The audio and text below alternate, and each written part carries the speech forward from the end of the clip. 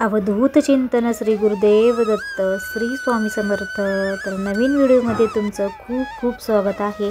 तर बघा, आज गुरुवार आहे, तर आपण नित्यसेवेसोबत आपल्याला ग्रंथाचे 2 अध्याय वाचायचे आहेत। तर ते 2 अध्याय कोणते वाचायचे आहेत, तर याचा सविस्तर व्हिडिओ आपण पाहायचा आहे। बघा, आपल्यामध्ये प्रत्येक समस्या आहेत आणि कोणीतरी आजारी आहे, आपले कामे मार्गी लागत नाहीत, आपल्याला खूप त्रास होतो, दोष लागतो प्रत्येकाला, म्हणजे काही म्हणजे प्रत्येक ना काही समस्या असतातच आपल्या घरामध्ये। तर बघा, त्यासाठी आपण नित्यसेवा तरी करतो, तर नित्यसेवेसोबत आपल्याला ह्या 2 अध्यायाचं पठण नक्कीच करायचं आहे।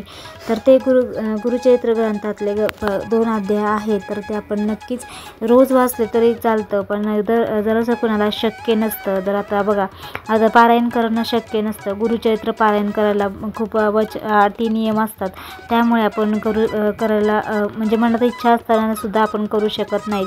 तर हे दररोज केलं तरी नित्यसेवेसोबत आपण हे 2 अध्याय पठण केलं तर अति सुंदर आहे। पण जर तुम्हाला जमत नाही, आता कोणाला वेळ नसतो किंवा कोणी जॉब करतं, जर तर कोणती महिला जर घरीत असेल तर ते करू शकते, पण जे जॉब करतात तर त्यांना शक्य नसतं। तर हे ग्रंथ आपण स्त्रीने वाचलं तरी चालतं किंवा पुरुषांनीही केलं तरी चालतं।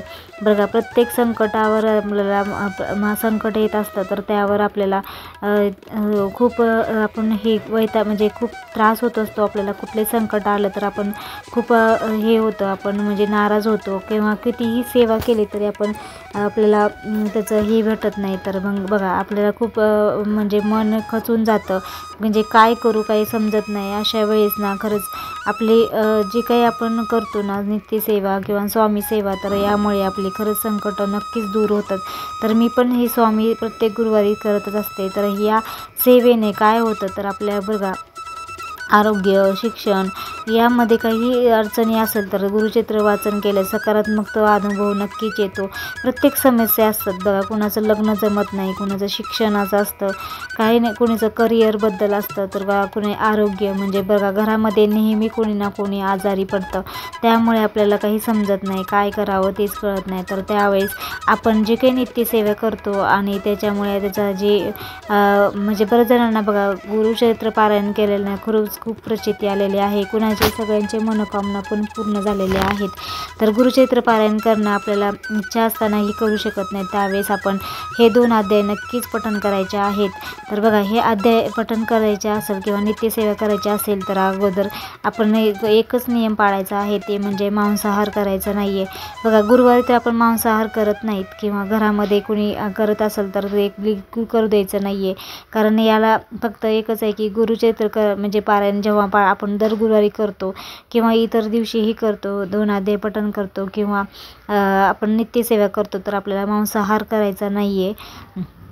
पण आपण दर गुरुवारी तर करतच नाही आहे, पण दर गुरुवारी तर करत नसल्यामुळे आपण त्या दिवशी पण पठण केलं तर चालतं, किंवा ते गुरुचरित्र पठण केल्यावर नंतर मांसाहार करायचं आहे का, तर नाही, अजिबात नाही।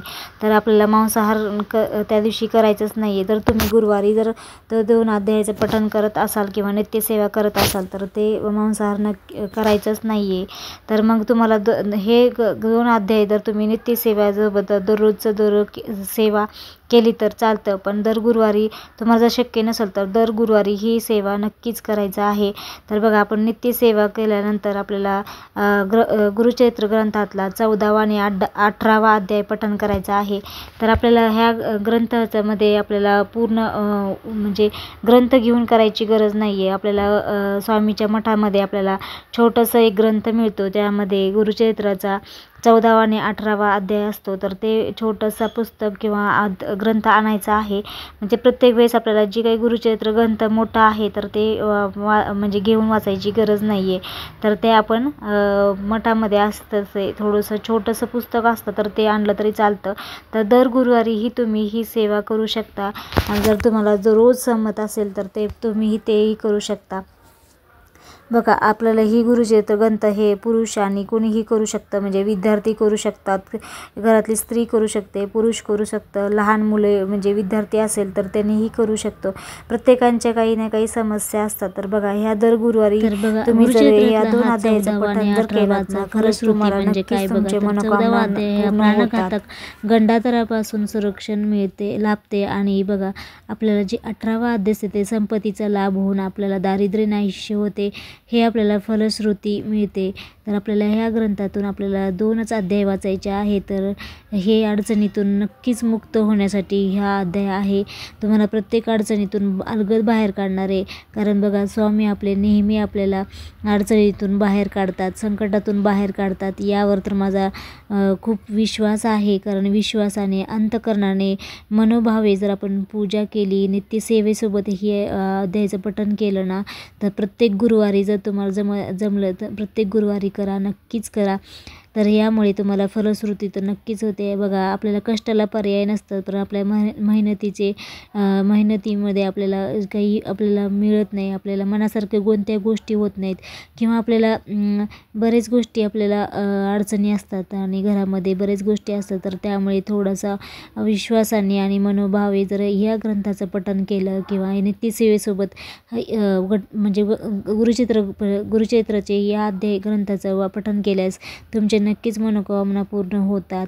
तर ह्या नक्कीच पठण करा. आणि तुम्हाला जर या माहिती म्हणजे गुरुचरित्र पारायण जे केले तर त्यांना खरंच खूप प्रचिती आलेली आहे, त्यांचे खूप छान अनुभव पण आलेले आहेत. तर त्यांनी नक्कीच कमेंट करून सांगावे आणि कमेंटमध्ये श्री स्वामी समर्थ लिहायला विसरू नका. आज आपल्याला खूप छान सेवा करायची आहे, जास्तीत जास्त सेवा करायची आहे, त्यामुळे गुरूंचा आपल्या आशीर्वाद घ्यायचा आहे. तर तुम्ही पण प्रत्येक गुरुवारी या 2 अध्यायांचं पठण नक्कीच करा.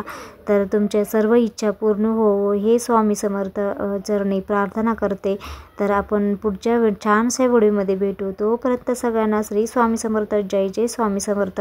आणि आजचा व्हिडिओ आवडला असेल तर नक्की चॅनलला लाईक करा, शेअर करा, सबस्क्राईब करा. धन्यवाद.